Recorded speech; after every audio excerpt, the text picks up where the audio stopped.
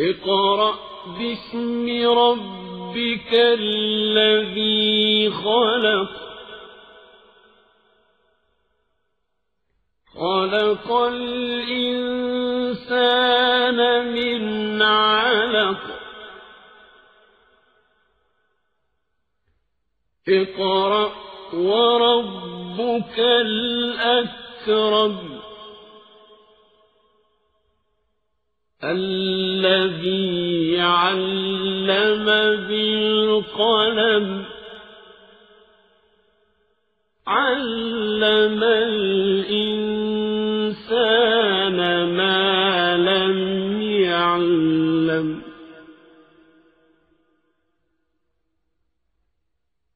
كلا إن الإنسان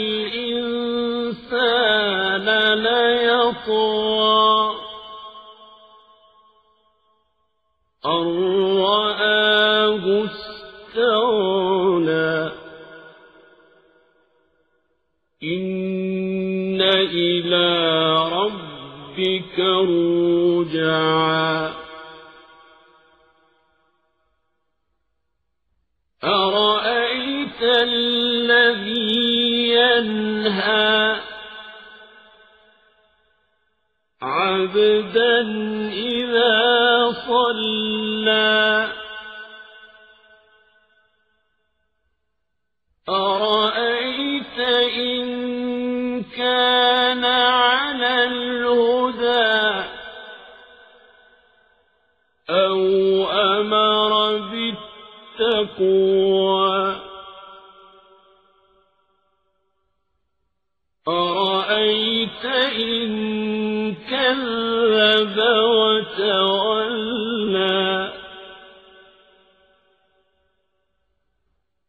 ألم يعلم بأن الله يرى كلا لئن لم ينته لنسفعا بالناصية ناصية كاذبة خاطئة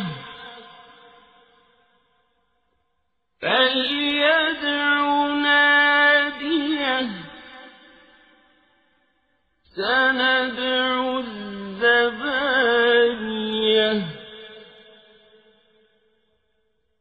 كلا لا تطعه واسجد واقترب. Sura Al-Alaq, ang namuong dugo. Sa ngalan ng Ala, ang mahabagin, ang maawain. Ikra, basahin mo, sa ngalan ng iyong Rab, Panginoong lumikha. Ito ang simula ng pagiging propeta ni Muhammad at ang una sa mga kapahayagan ng Quran.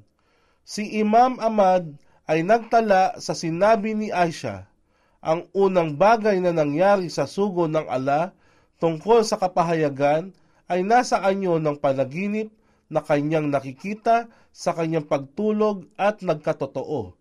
Hindi niya nakikita ang isang panaginip maliban na ito ay nagkakatotoo tulad ng liwanag ng pagbubukang liwayway. Pagkaraan nito, ang pagiging mapag-isa ay kinagiliwan niya, kaya siya ay lagi nang nagtutungo sa yungib ng hira at inilalaan ang panalangin doon sa maraming bilang ng gabi at magdadala siya ng pagkain at nagbabalik lamang sa kanyang asawang si Khadija upang muling kumuha ng pagkain para sa gayon ding pananatili sa yungib.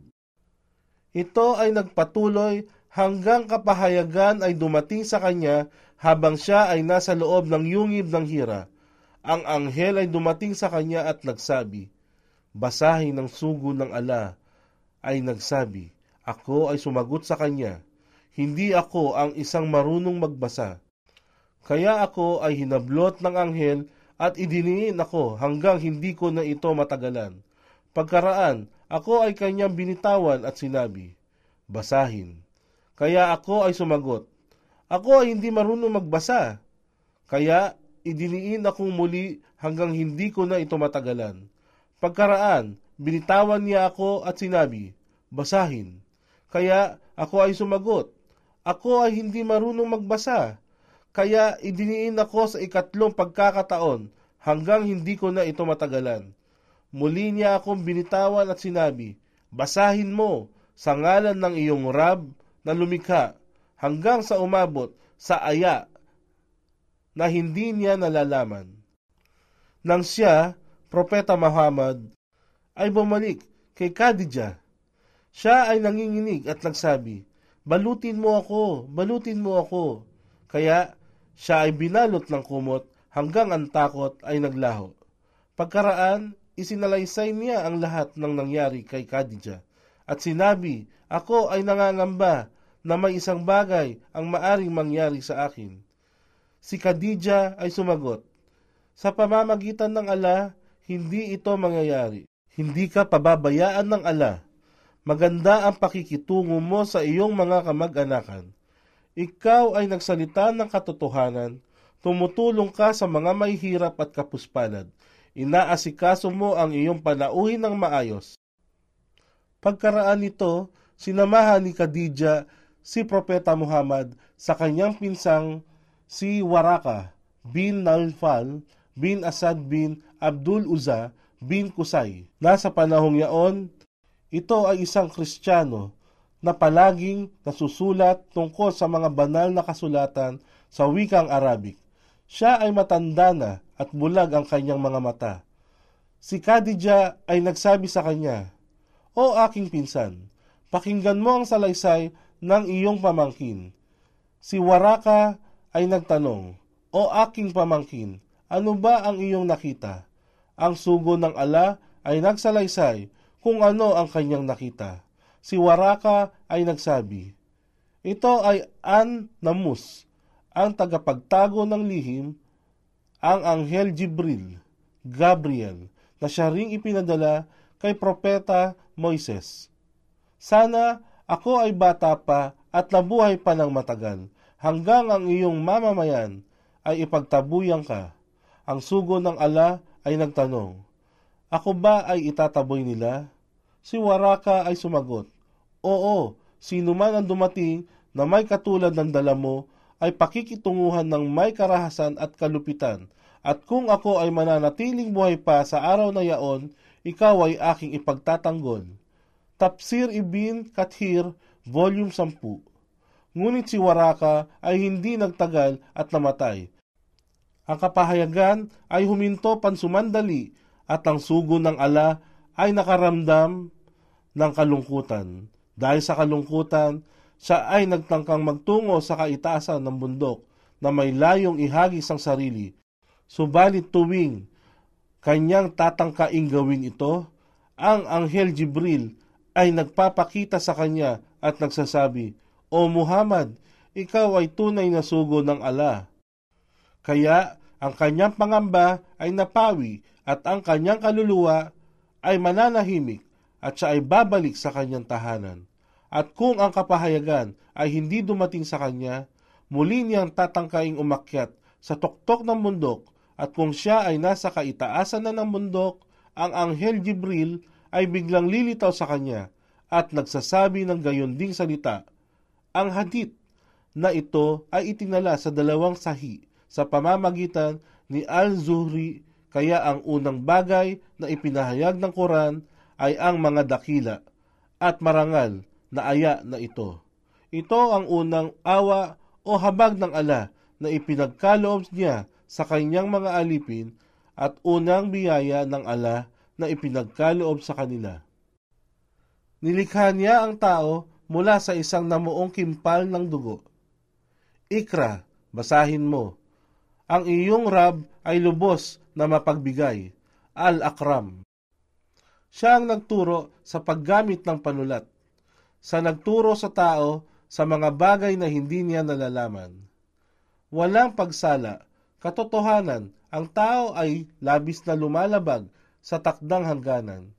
sa pag-aakalang may sarili siyang kasapatan, katiyakan, sa iyong Rab ang pagbabalik ng lahat. Napagmasdan mo ba siya na humahadlang sa isang alipin ng ala sa panahong siya'y humarap sa pagdarasal? Napagmasdan mo ba na kung siya ay nasa tamang patnubay ng ala, o di kaya ay ipag-utos niya ang takwa, pagiging makatarungan laban sa kasamaan? Napagmasdan mo ba ang isang humahadlang kung siya ba ay nagtakwil sa patnubay ng ala at tumatalikod? Hindi ba niya nababatid na ang ala ay ganap na nakatingin? Walang pagsala, kung hindi siya magtitigil, siya ay aming kakalad ka rin sa kanyang noo. May-ari ng isang sinungaling ang makasalanang noo. Kaya't hayaan mo siyang manawagan ng tulong mula sa kanyang mga kasamahan. Amin namang tatawagin ang mga anghel na tagapagparusa upang harapin siya.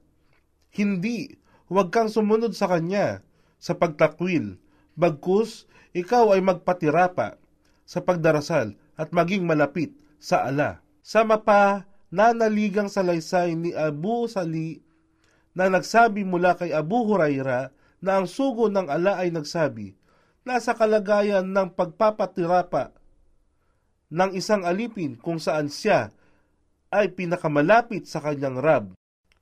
Sa makatuwid, ikaw ay sumambit ng maraming ulit na pagdalangin habang nasa kalagayan ng pagpapatirapa.